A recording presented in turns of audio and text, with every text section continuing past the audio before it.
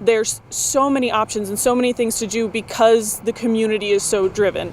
The power of community. It is one of the several reasons that Cincinnati can claim what most major cities cannot, a drop in violent crime.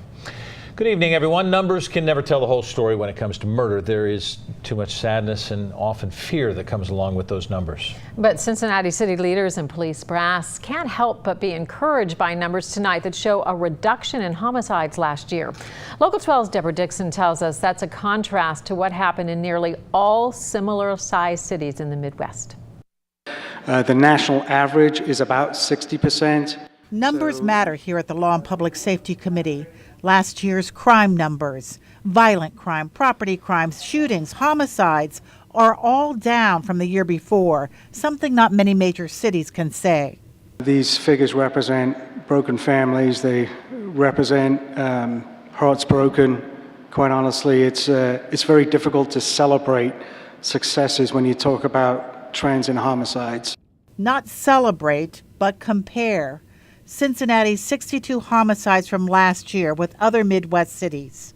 Pittsburgh being another Midwestern city which saw 2 fewer homicides.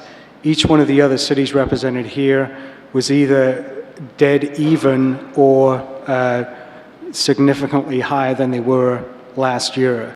There are several reasons the police department's high-tech, data-driven strategies pivot that focuses on places that attract trouble and community buy-in.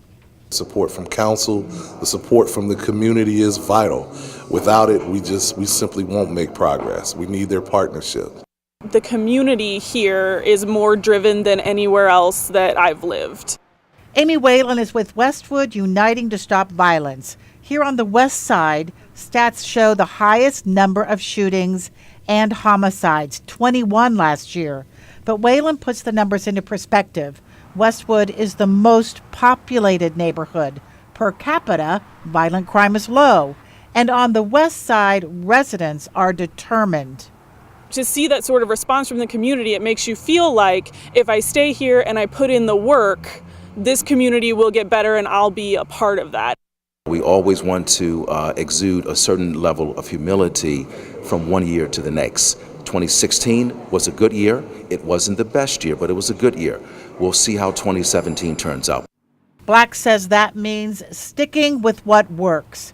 And he says when it comes to crime fighting, everyone is on the same page. Deborah Dixon, Local 12 News.